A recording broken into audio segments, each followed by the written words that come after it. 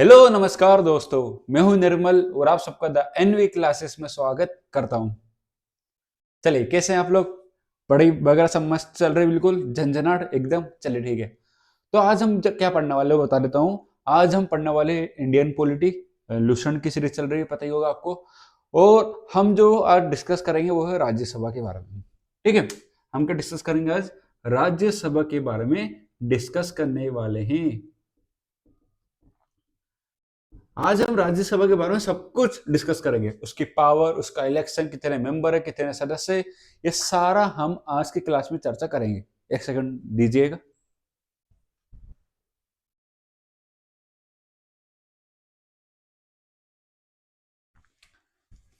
चलिए कंटिन्यू करते हैं।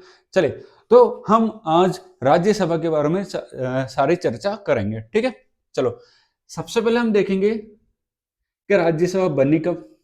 पहले इसका इंट्रो पढ़ेंगे, बेसिक इंट्रो। ठीक है, फिर उसके बाद देखेंगे मेंबर्स के बारे में।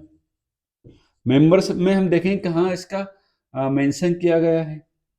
दूसरा हम देखेंगे कि मेंबर स्टेट वाइज कैसे बटे हुए हैं। फिर देखेंगे इनके इलेक्शन, फिर राज्यसभा की पावर्स, है ना। ये सारी बातें हम आज की क्लास में चर्चा करने वाले हैं। बिल्कुल दिल थाम के बैठिएगा, है ना। दिल थाम के बैठिएगा। सारी डिस्कशन, सारी बातें मैं आपको बिल्कुल सरल भाषा में बताऊंगा और सारा कॉन्सेप्ट आपको राज्यसभा के बारे में समझ में आएगा। ठीक है, क्योंकि लोकसभा तो सबको समझ में आ ही जाती है, उसमें कोई दिक्कत नहीं है। बट क्या होता है, राज्यसभा में थोड़ी सी कठिनाई आती है, क्योंकि इसका इलेक्शन अलग है ना। मेंबरों का क्वालिफिकेशन थोड़ा सा अलग दिखता है आपको देखने को। इसका जो मेंबर को हटाने की प्रोसेस थोड़ी सी अलग, मतलब प्रोसेस तो वही सेम, मतलब चेयरमैन को हटाने की प्रोसेस थोड़ी सी अलग है स्पीकर की बदले।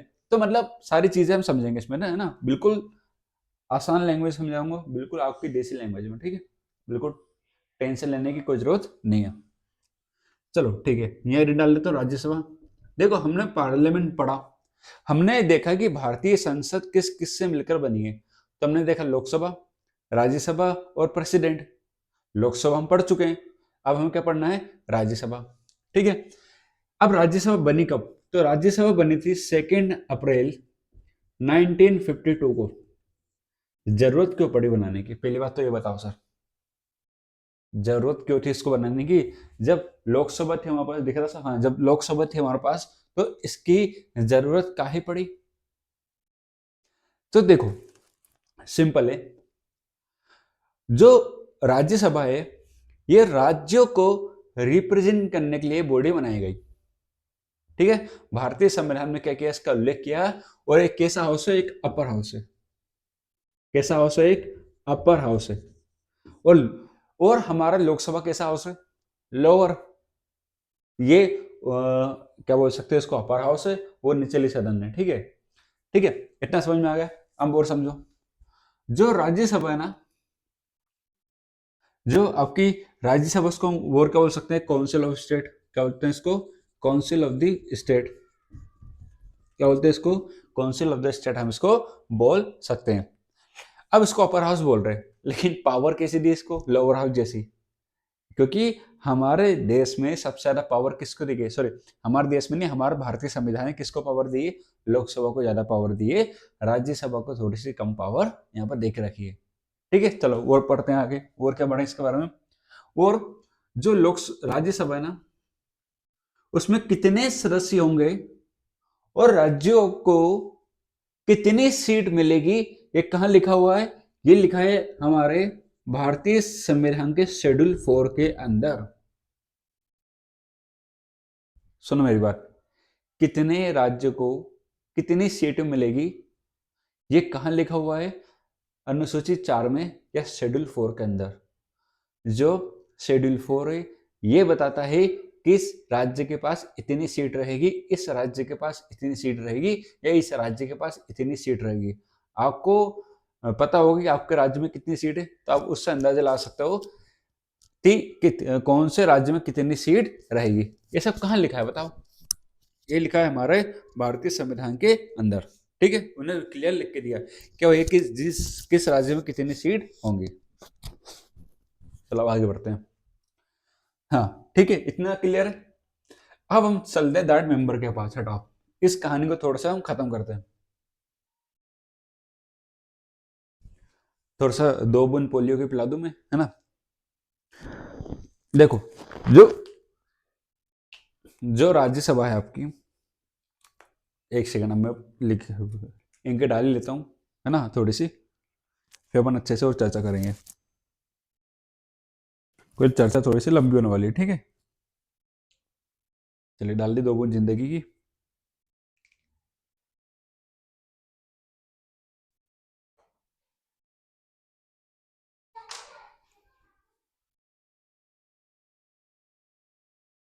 हाँ, क्या बोलते हैं उसको, क्षमा। हाँ, चाहता हूँ आपसे, आपका समय थोड़ा सा मैंने इनके डालने में बर्बाद करवा दिया। चलो कोई बात नहीं, है ना, समझो। देखो, अब हम डिस्कस करेंगे सदस्यों के बारे में, ठीक है।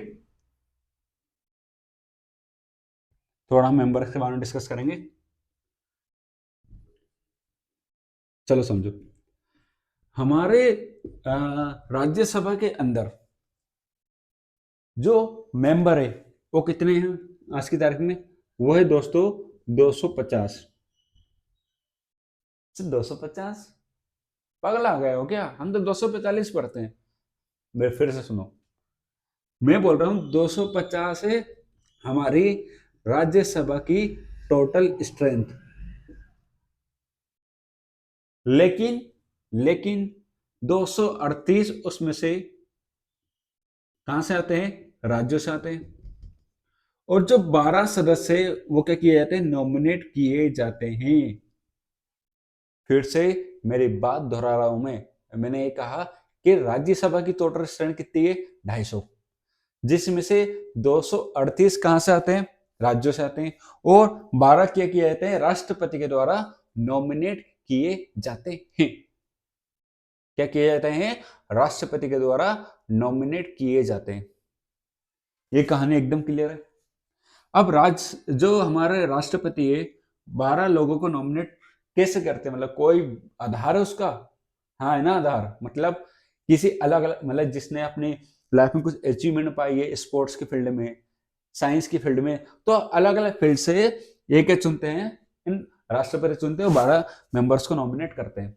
क्या राष्ट्रपति चुनते हैं? क्या पता ही है, मंत्रिपरिषद चुनती है। सीधी सीधी बात, नो बकवास। और स्टेट में भी 229 सीट राज्यों से, और टोटल करके आपकी 7 सीटें, 7 सीट कहां से आती है? केंद्र शासित प्रदेश से आती है। कहां से आती है? केंद्र शासित प्रदेश से। इतना क्लियर है?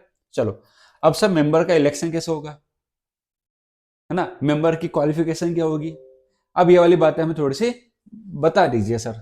मजा नहीं आ रहा, नहीं तो फिर हमें मजे नहीं आएगा, फिर अब चुनाव नहीं पड़ा होगा तो। चुनाव से पहले मैं आपको एक बात बताता हूँ, बताना भूल गया, शुरुआत में बतानी थी। जो राज्यसभा होती है उसका जो चेयरमैन होता है वो कौन होता है? बताओ मुझे।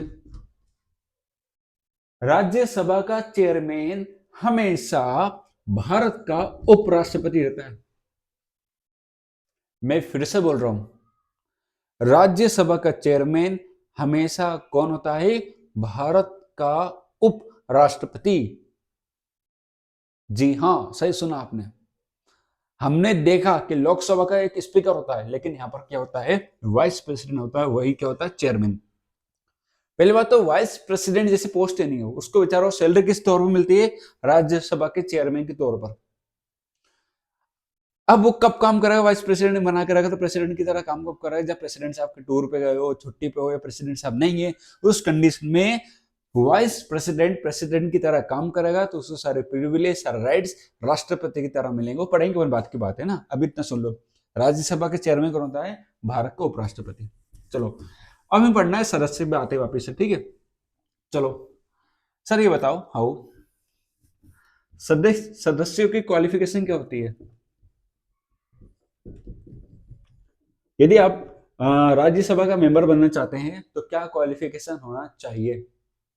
पहले क्वालिफिकेशन, अब क्या होना चाहिए? भारत के नागरिक होना चाहिए। किसके नागरिक होना चाहिए? आप भारत के। ऐसा तो ही नहीं है कनाडा के नागरिक हो और चुनाव लड़ने चले गए, ऐसा नहीं है ना। भारत के नागरिक होना जरूरी है। दूसरा, आपकी आयु या जो आपकी उम्र है या आपकी एज कितनी होनी चाहिए? 30 वर्ष। कितने होना चाहिए मिनिमम? 30 वर्ष। और लोकसभा में कितनी थी? बताओ बताओ बताओ बताओ बताओ। 25। इसमें कितनी है? 30। तीसरा, आपका वोटर लिस्ट में क्या होना चाहिए? नाम होना चाहिए राज्य भारत के किसी भी राज्य के वोटर लिस्ट के अंदर आपका नाम होना चाहिए। ये 3 क्वालिफिकेशन आपके अंदर, तो आप आसानी से भारत के राज्यसभा का चुनाव लड़ सकते हो। और मैं बताऊं एक और लेकिन नहीं, इसमें अनऑफिशियली बता रहा हूं, अब किसी भी पार्टी के सदस्य होना चाहिए, है ना? हाँ, समझ तो गए होंगे, तुम समझदार तो हो। इतना तीन तीन क्वालिफिकेशन समझ में आई। चलो, अब हमें समझना है चुनाव यानी इलेक्शन कैसे होता है सर।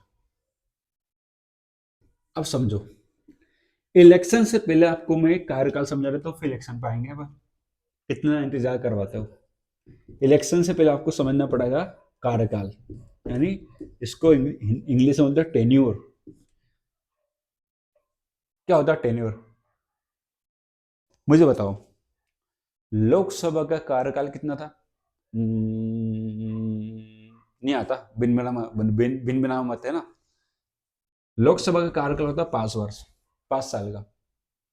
क्या आपने कभी सुना है राज्यसभा का कोई कार्यकाल होता है? नहीं सुना। जी सही, नहीं सुना। राज्यसभा का कोई कार्यकाल नहीं होता है। राज्यसभा एक कैसा निकाय है? एक परमानेंट बॉडी है। कैसी बॉडी? एक परमानेंट, जो कभी भी भंग नहीं की जा सकती। ये लाइन, 2 लाइनों में बिल्कुल मतलब बहुत गहराई है इसके अंदर। सुनो, हमने देखा था कि राज्यसभा का कार्यकाल होता 5 वर्ष का, उसको 5 वर्ष के बाद भंग कर दी जाती है, लेकिन राज्यसभा में ऐसा कोई रोल नहीं है। राज्यसभा पूरे कैसी बॉडी है? परमानेंट, स्थायी बॉडी है। कैसी बॉडी है? स्थायी निकाय है। लेकिन लोकसभा अस्थायी यानी टेम्परेरी बॉडी है। राज्यसभा का कोई कार्यकाल होता भी नहीं है, ना ही राज्यसभा को कभी भंग किया जा सकता। तो फिर चुनाव क्यों हो रहा है फिर? है? हर 2 साल में, 1 साल में, 6 महीने में, 8 महीने में, 10 महीने में चुनाव हो जाता है राज्यसभा का। ऐसा कहाँ है हो रहा है सर? क्योंकि भैया राज्यसभा का कार्यकाल तो नहीं होता नहीं। तो जो राज्यसभा के सदस्य होते हैं ना, या राज्यसभा के जो मेंबर होते हैं ना, उनका 6 वर्ष का कार्यकाल होता है। कितने वर्ष का? 6 वर्ष का कार्यकाल होता है। ऊपर से गई होगी थोड़ी सी ना, सब समझा दूंगा। पेशेंस बना कर रखो भैया, पेशेंस, धैर्य बना कर रखो। आखिरी तक टिके रहो। 30-40 मिनट की वीडियो रहेगी, आखिरी तक टिके रहो, पूरा राज्यसभा समझ में आएगा। नहीं आए तो, नहीं आया तो वापस समझ लेना, वापस वीडियो देख लेना। मैं क्या बोल रहा हूँ, राज्यसभा के सदस्यों का 6 वर्ष का कार्यकाल होता है। वो हर 2 साल में, वो हर 2 साल में 1/3 सदस्य रिटायर होते हैं। सर आप है ना, माथा घूम रहा है हमारा। अब क्या बोल रहा हूँ, हमें कुछ समझ ही नहीं आ रहा। अब मैं थोड़ा सा आपको और सिंप्लीफाई करके समझाऊंगा, देखो कैसे। ये तो समझ में आया ना कि ये इतना दिमाग में बिठा कर रखो कि राज्यसभा के सदस्यों का कार्यकाल 6 वर्ष का होता है, बस इसको दिमाग में बिठा कर रखो। ये चल रहा है 2020, 2022, 2024 और 2026। ठीक है। अब यदि कोई सांसद 2020 में राज्यसभा का मेंबर बनता है, तो कब रिटायर होगा? 6 वर्ष के बाद, 2026 में। ये कब रिटायर होगा? 2028 में। 6 वर्ष है ना, 6 वर्ष। ये 2030 में। और ये कब रिटायर होगा? 2032 में। ये देखो, हर 2 साल के क्या आ रहा है? गैप आ रहा है। वो हर 2 साल में क्या हो रहा है? राज्यसभा का चुनाव हो रहा है। अब हर 2 साल में चुनाव इसलिए हो रहा है क्योंकि 6 वर्ष का कार्यकाल वो कंप्लीट कर चुका है, इसलिए हर 2 साल में 1/3 सदस्य राज्यसभा के क्या होते हैं? रिटायर होते हैं। और 1/3 पे क्या करवाया जाता है? हमेशा चुनाव करवाया जाता है। सर थामा थामा बोलो सर, कुछ डाउट सा लग रहा है, कैसा? सर मान लो हमारे राज्य में सीट है 11, तो सर 11 का 1/3 हो गया क्या? नहीं मुन्ना, ऐसा नहीं बोल रहा हूं मैं बोल रहा हूं पूरी टोटल लोकसभा के। अब ये जो चुनाव है ना, अलग अलग राज्यों का भी हो सकता है। मतलब मान लो एमपी का एक सदस्य वो यूपी का सदस्य रिटायर हो गया, तो एमपी की जो एक सीट खाली होगी उस पर चुनाव होगा, एमपी वाले करवाएंगे, अभी बताऊंगा मैं। वो यूपी की खाली होगी, यूपी वाले कराएंगे। सब बताऊंगा चुनाव कैसे क्या होता है, अभी रुको थोड़ा थामा है ना। इसको डाउट बना के रखो, अभी ना इसको प्रश्न बना के रखो। मैं बोल रहा हूँ पूरी लोकसभा के 1/3 सदस्यों का हर 2 साल में हर 2 साल में चुनाव होता है, क्योंकि 6 साल का कार्यकाल वो कंप्लीट करके रिटायर होते, तो सीट खाली तो क्या होगा? चुनाव होगा। अब सीट खाली हो गई, क्या होगा? चुनाव। चुनाव होगा कैसे? अब चुनाव कैसे होगा, सबसे बड़ा सवाल।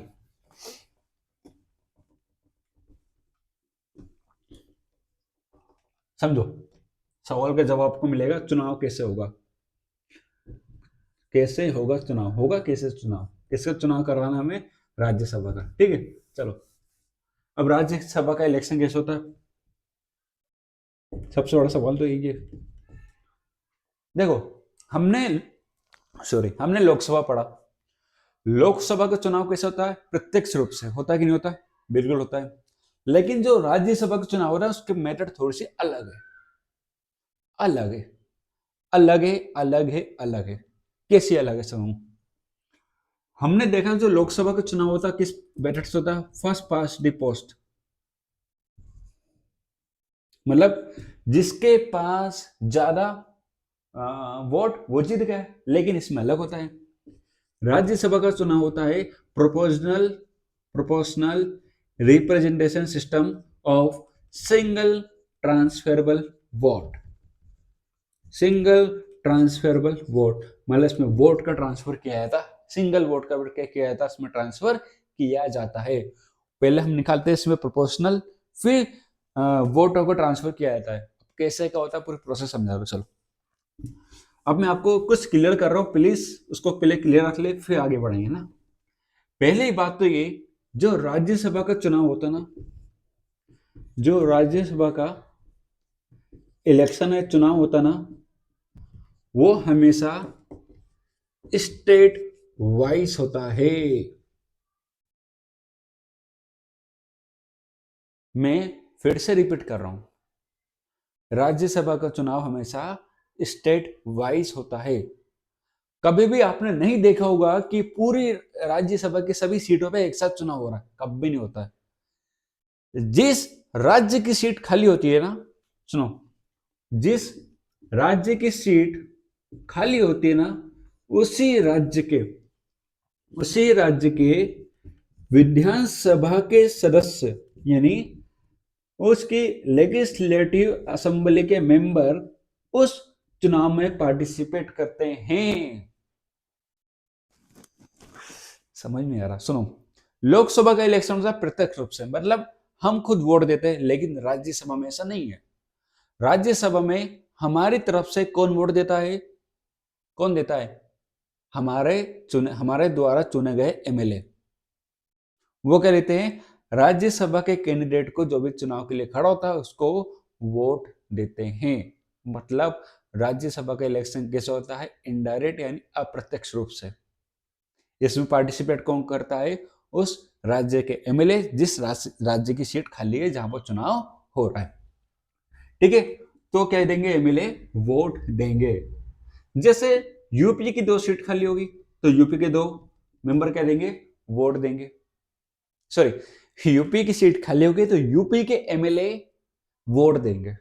एमपी की सीट खाली तो एमपी के एमएलए वोट देंगे अपनी सीट के लिए। यदि हरियाणा की सीट खाली तो हरियाणा के लोग, हरियाणा के एमएलए अपने राज्य की सीट के ऊपर क्या देंगे? क्या देंगे? वोट देंगे। ठीक है, इतना तो क्लियर आ गया ना। चलो मैं आपको एग्जांपल के साथ समझाता हूं तो आपको और क्लियरिटी आएगी, है ना।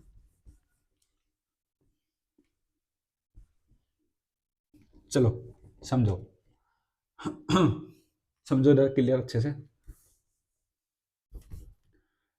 जो राज्यसभा का चुनाव हो रहा है वो कैसे हो रहा है? स्टेट वाइज हो रहा है। तो मैं आपको एग्जाम्पल के साथ समझाता हूँ।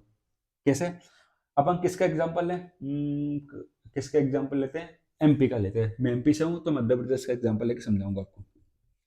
मान लो एमपी की जो विधानसभा है उसमें 230 मेंबर, मान कर लो सभी भी है। एमपी की विधानसभा के अंदर 230 सदस्य, मतलब मैं ये कह रहा हूं कि 230 वोट है। ये क्या है? 230 वोट। और सुनो, अब मैं क्या निकालूं? हर एक एमएलए की वोट वैल्यू। क्या निकालूंगा? हर एक एमएलए की वोट वैल्यू। अब मैं निकाल के देखूंगा कि एक एमएलए कितने सदस्य को चुन रहा है। मैं चीज बताना भूल गया, है ना? मैं आपको बाद में बता दूंगा। चलो, अब मैं भूल गया तो भूल गया, चलो बता दूंगा आपको भी। हाँ, ये समझ में आएगा आपको। पहले पूरे इलेक्शन प्रोसेस समझो, फिर हम उसको देखेंगे क्या है। मैं कह रहा हूं कि 230 वोट है। अब यहाँ निकला हूँ वोट वैल्यू। वोट वैल्यू किससे निकलती है? 230 को मल्टीप्लाई कर दो 1000 से, कितने निकल के आएगी? कम से कम 2,30,000 निकल कर ये, ऐसे ज्यादा आएगी क्या? 1 2 3, 2,30,000 निकल कर आएगी वोट वैल्यू। मतलब एक एमएलए कितने लोगों को रिप्रेजेंट करेगा? कम से कम 2,30,000 लोगों को रिप्रेजेंट करेगा करेगा। अब मैं ये कह रहा हूं कि जो मान लो मध्य प्रदेश के अंदर सीट है 11, राज्यसभा की सीट कितनी है मध्य प्रदेश के अंदर? 11 है। 11 में से 2 सीट हो गई खाली, बची कितनी? 9। 9 सीट हो गई। अब 2 सीट खाली है, 2 सीट क्या है? वेकेंट है। तो इन 2 सीट पे क्या होगा? चुनाव होगा। क्या होगा? इन दोनों सीट पे क्या होगा? चुनाव होगा। मध्य प्रदेश के अंदर इन दोनों सीटों पे क्या होगा? चुनाव होगा। समझो कैसे होगा चुनाव। मैंने निकाल ली वोट वैल्यू। अब मैं निकालूंगा कोटा। कोटा कैसे निकालूंगा? कोटा में निकालूंगा कैसे? हम्म, समझो इसको। कोटा निकालने के लिए मैं एक काम करता हूँ। हाँ, टोटल सीट कितनी है? 230। ये वैसे ये लिखते हैं ना वैल्यू, वोट वैल्यू निकालते हैं। मैं seat direct vote value vote देख रहा हूँ ना, कितने वोट है? 230। सीट कितनी खाली है? 2। सीट कितनी खाली है? 2। इसमें कर दूंगा +1, और +1 करके जो भी आंसर है उसमें ओवरऑल +1 कर दूंगा। अब 230 है। 230 का 230 है, 230 का डिवाइड करो 3 से, कितना निकल के आएगा? लगभग, और इसमें कर देना +1। मैं मोटा मोटा मान के चलूं, 21 पॉइंट में आंसर आएगा। 71 कुछ आएगा। 71 कुछ आएगा ना? नहीं, ज्यादा आएगा। 74, सॉरी, मैं मल्टीप्लाई करके देख लेता हूँ, सॉरी डिवाइड करके देख लेता हूँ। मैथ इतनी कमजोर होगी, पूछो मत ही।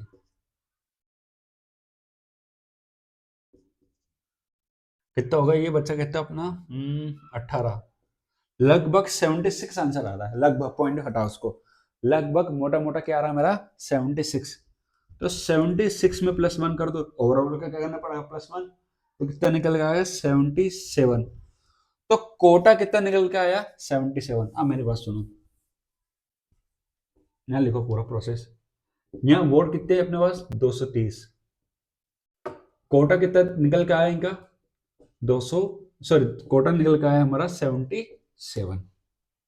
कोटा क्या होता है सुनो, अभी समझो बस, है ना? मैं जो बोल रहा हूँ सिर्फ सुनते जाओ। कोटा कितना निकल कर आ रहा है? 77 कोटा निकल कर आ गया। अब इस पूरी कहानी को मैं रब कर रहा हूं, चलो वो समझो।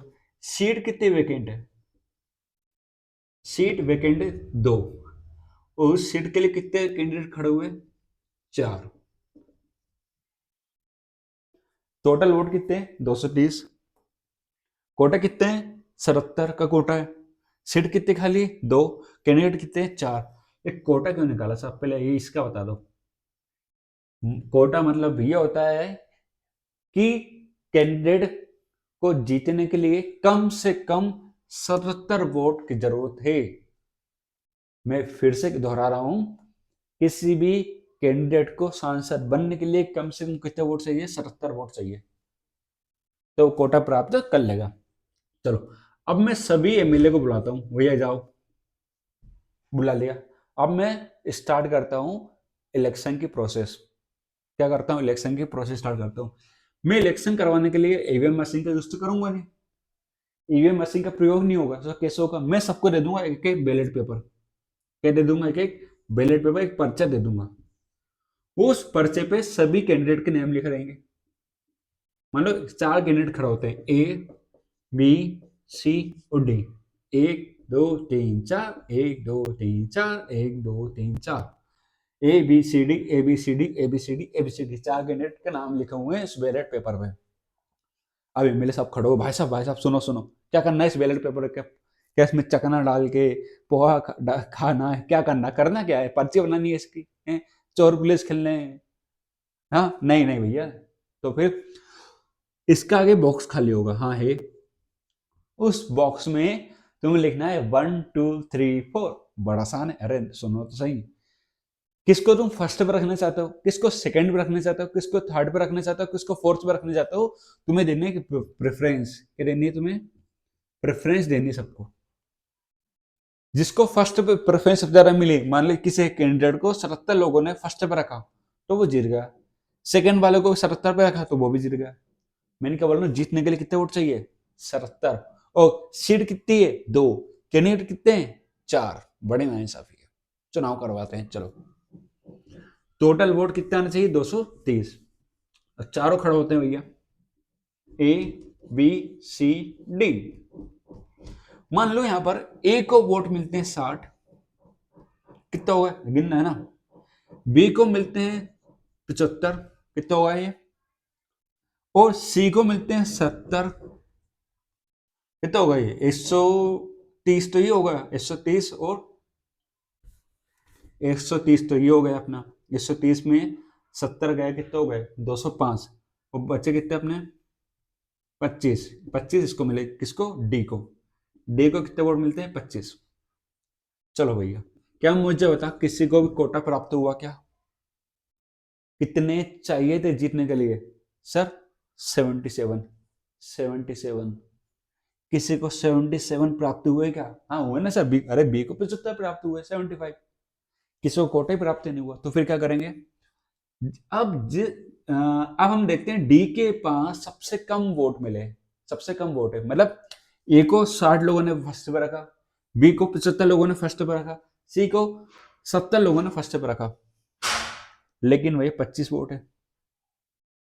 डी के पास सबसे कम वोट है। अब जिसके पास सबसे कम होता है ना, उसको करते हैं एलिमिनेट, हटा देते हैं।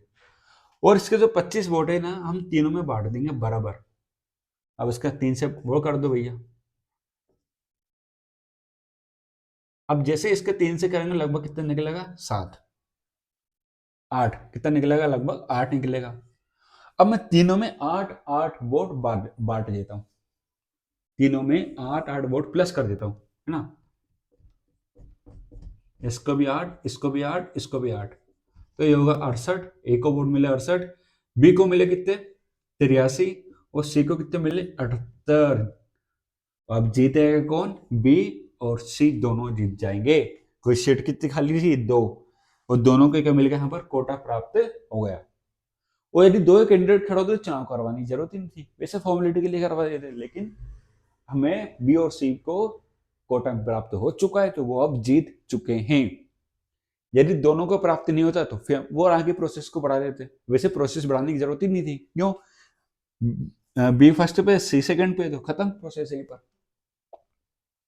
तो ये सिस्टम कहलाता है सिंगल ट्रांसफरेबल वोट सिस्टम। यहाँ पर बी और सी जीत जाते हैं। तो ये पूरा प्रोसेस समझ में आया, इलेक्शन कैसे होता है राज्यसभा का। राज्यसभा का इलेक्शन राज्य वाइज होता है। पहले हम देखते हैं वोट वैल्यू निकालते हैं, फिर कोटा निकालते हैं, कोटा से हमें मिल जाता है कि कितनी वोट चाहिए जीतने के लिए, उस हिसाब से हम चुनाव करवा देते हैं। चलो अब हम बढ़ते हैं आगे। सर आप ये बताओ कि कितने राज्य को कितने सीट मिले आपको, आपने ये तो बता दिया अनुसूची में, किस आधार पर सीट मिली है, यानी राज्यों को जो सीट मिलती है किस आधार पर मिलती है, तो मैं कहूंगा जनसंख्या, उनकी जनसंख्या के आधार पर क्या मिलती है, उनको सीट मिलती है, उनकी पॉपुलेशन के आधार पर क्या मिलती है, उनको सीट मिलती है। अब इसका गणित समझ लो थोड़ा सा, कैसा गणित समझो। मान लो हाँ चलो ये समझो पहले तो, जो किसी भी राज्य की शुरुआती 50 लाख के लिए, शुरुआती जनसंख्या की 50 लाख पर हर 10 लाख पे एक सीट होगी। अभी से सुनो, समझा मैं दूंगा। मैं क्या बोल रहा हूं, मान लो किसी राज्य की जनसंख्या है 50 लाख, तो हर 10 लाख पे क्या होगी, एक सीट होगी। तो 50 लाख पे कितनी सीट हो गई, 5। हर 10 लाख पे एक सीट हो गई। यदि किसी राज्य की जनसंख्या 1 करोड़ से ऊपर है, 50 लाख तो ठीक हम देखें, हर 10 लाख पे एक सीट, यानी 50 से ज्यादा हुई तो फिर उस कंडीशन में हर 20 लाख पे एक सीट होगी। पहले क्या हो रहा, 50 में क्या हो रहा, हर 10 लाख पे एक सीट हो रही है। लेकिन जैसे 70 हो गया, तो फिर क्या होगा, यहाँ पर 20 लाख पे एक सीट होगी। नहीं आया समझ में, चलो तोड़ के समझो इसको, तोड़ के कैसे। मान लो किसी राज्य की जनसंख्या 1 करोड़ 10 लाख, है कि नहीं है। मैं दो पार्ट में तोड़ दें, 50 लाख और यहाँ पर 60। 60 और 50 कितने होते हैं, 1 करोड़ 10 लाख। तो मैंने क्या बोला पहले, शुरू की 50 लाख की जनसंख्या पे क्या होगी, हर 10 लाख पे एक सीट होगी। तो यहाँ पर कितनी होगी, 5। और हर 20 लाख पे एक सीट होगी 50 के बाद, तो कितनी सीट हो गई, 3। तो टोटल सीट कितनी हो गई, 8। जिस राज्य की जनसंख्या 1 करोड़ 10 लाख है, तो उसके पास सीट कितनी होगी, टोटल 8 सीट होगी। ठीक है। और इसी आधार पर राज्यों की सीट अलॉट की जाती है। जैसे यूपी में जाओगे कितनी सीट मिलेगी आपको, 31। मध्य प्रदेश में 11, ऐसे करके आप देख सकते हो ना, जनसंख्या के आधार पर सीटों का आवंटन किया जाता है। कहां पर, राज्यसभा के अंदर। तो ये मैंने पढ़ा दिया मेंबर, चेयरमैन पढ़ा दिया। अब पढ़ाना मुझे पावर। पावर अब हम पढ़ेंगे पावर, राज्यसभा की शक्तियां। शक्तियां बोल तो ऐसा जैसे आपने ढेर सारी शक्ति दे दी है ना उसको। नहीं दी, विचारो शक्ति। सुनो पहली पावर सुनो उसको। पहली पावर कहां लिखी, इसकी आर्टिकल 249 के अंदर। अब इसके थोड़ा सा पेज समझो समझो कैसा।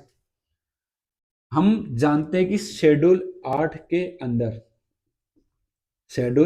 अंदर 3 लिस्ट दी है, एक सेंटर, एक स्टेट और एक कॉन्करेंट। मतलब केंद्र सूची, राज्य सूची और समवर्ती। केंद्र में केंद्र जो केंद्र सूची होती है या फिर सेंट्रल लिस्ट होती है, उस पर कानून को बनाता है सेंटर।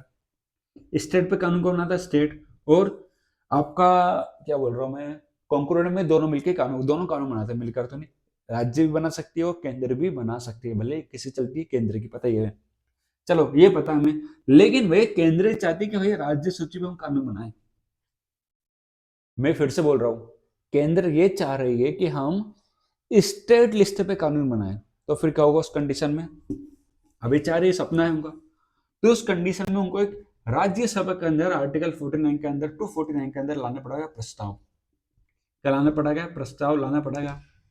उस प्रस्ताव को राज्यसभा में 2/3 स्पेशल मेजोरिटी से पास करवाना पड़ेगा, विशेष बहुमत के साथ। और विशेष बहुमत कैसे होगी, प्रेजेंट प्लस वोटिंग। मतलब सर हमें पता है कि 245 सीट है, मान लो आए कितने 210, तो 210 का 2/3 निकाल लो, कितना निकलेगा, लगभग 140। तो 140 लोगों का क्या चाहिए इसमें, 140 एमपीस का क्या चाहिए इसमें, वोट चाहिए। बहुत बढ़िया।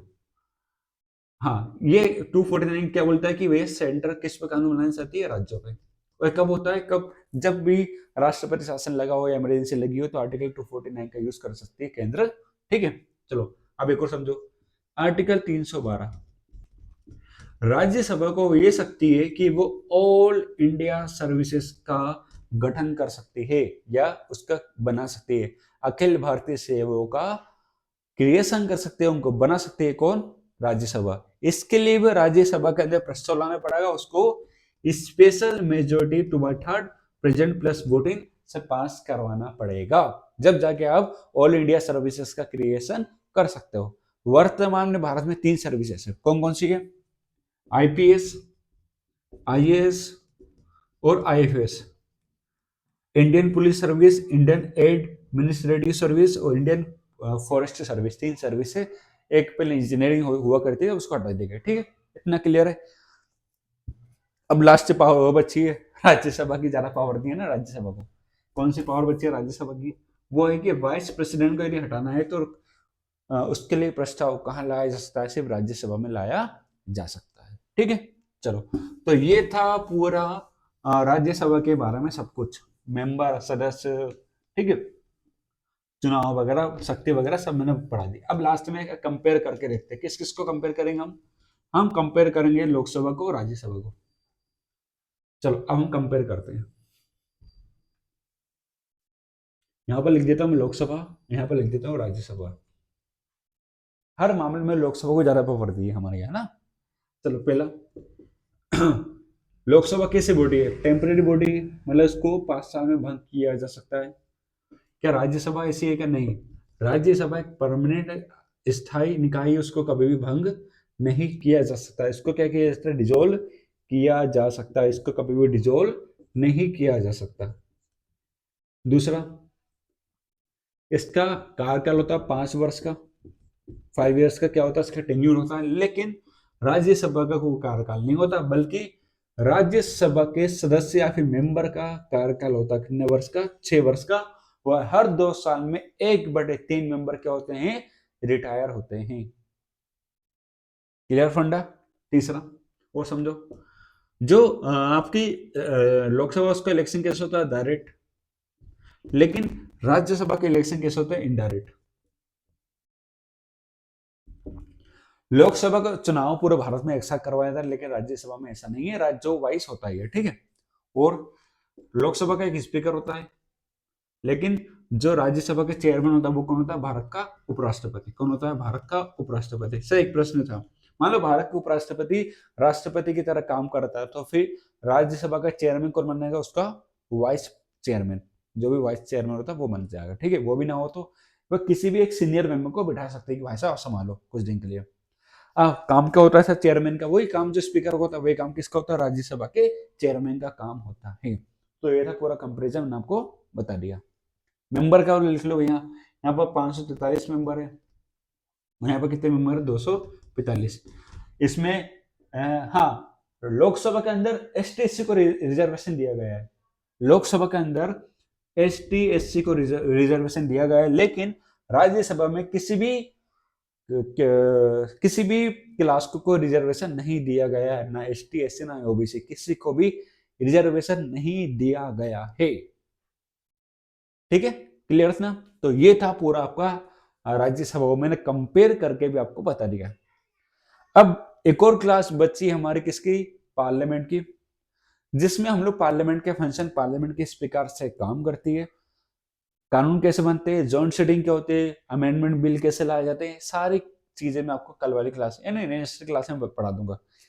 नेक्स्ट क्लास आपकी किसकी होगी? इतिहास की होगी। फिर उसके बाद हम वापस से पार्लियामेंट डिस्कस करेंगे, ठीक है। चलिए, तो आप मतलब अभी तक का सफर ही तक था, फिर मुलाकात करेंगे आपसे अगले क्लास में, ठीक है। ज्यादा से ज्यादा क्लास को लाइक कीजिए, शेयर कीजिए, सब्सक्राइब कीजिए, ज्यादा से ज्यादा लोगों तक पहुंचाइए। फ्री में क्लास मिल रही है, इतना अच्छा कंटेंट क्वालिटी वाला, ये आपको 1000-1000 रुपये देके मिलता है ना। चलिए फिर मिलते हैं नेक्स्ट क्लास में। आप लोग अपना ध्यान रखिए, पढ़ाई कीजिए। जय हिंद, जय भारत।